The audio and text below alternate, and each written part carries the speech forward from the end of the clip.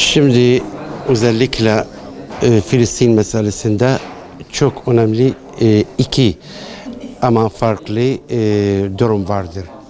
Bir yandan mutlu bir durum vardır. Diğer taraftan bildiğiniz gibi bu zulmü, bu sökerim maalesef devam ediyor ve sessizlik hala yerinde kalıyor. Biz Filistinli olarak bu meseleyi çoktan bu haline geleceğini biliyorduk. Çünkü bu Filistin'deki bulunan İsraili işgal son işgaldi. Böyle dünyada yani 21 yüzyılda sadece tek bir sömürge var, dünyada işgal var. Filistin'deki işgaldir. Maalesef dünya haksızlık bir şekilde haklarımızı vermek istemiyordu. Çünkü dünya hep güçlü insanlara destek veriyorlar. Müslüman devletler de dahil bu biz ümmet olarak maalesef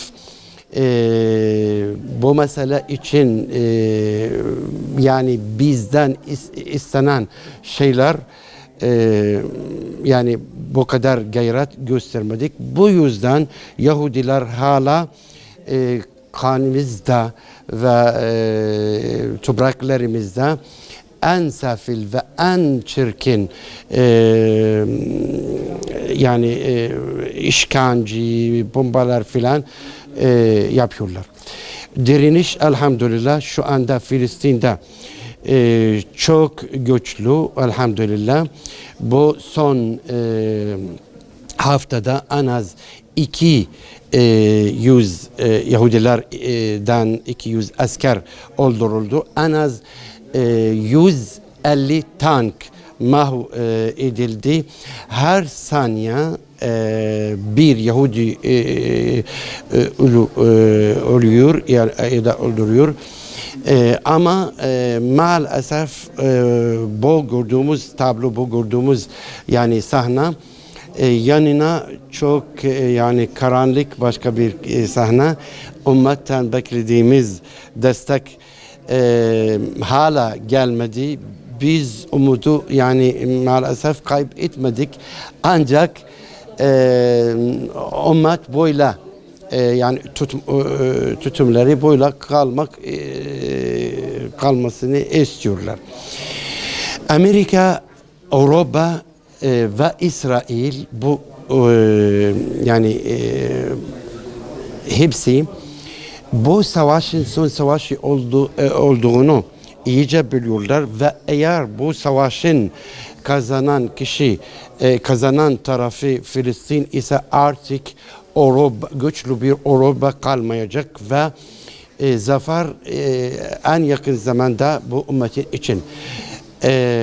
Filistin'deki direniş sadece İsraillere karşı değil, maalesef bu direniş adaletsizliğe, özgürlük gerçekleştirmek için bir direniş ortaya çıktı. Eğer bu direniş kazanırsa o zaman dünyadaki her direniş, dünyadaki her adalet bu savaştan faydalanacak ve artık özgür her yerde oluyor. Hatta Türkiye'de şimdi Türkiye, İslam alemi hepsi maalesef zulüm baskı altında da yaşıyor. Bazen ekonomi tarafından, bazen güvensizlik bir şekilde, bazen darbe, bazen maalesef yani iç savaşı filan. Bunun nedeni hepsi İsrail Siyonist ve hainlerin destekleriyle. Bu savaş bence çok yani gidişatı sona kadar devam edecek. Çünkü bu savaş için başka çare yok. Ya biz ya da onlar. Biz derken sadece Filistinliler için değil. Geçen hafta Recep Tayyip Erdoğan ne söyledi? Eğer Gazze'deki direnişçiler bu savaşı kayıp etse bu savaşın ateşi en yakın zaman Türkiye'ye ulaşacak. Ama bu sadece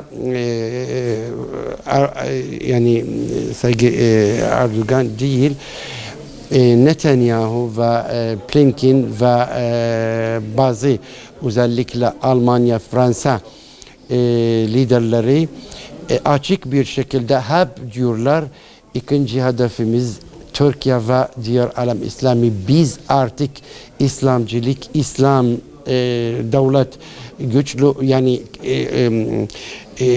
Avrupa'ya karşı güçlü bir devlet bu coğrafyada yani Orta Doğu coğrafyada görmek istemiyoruz.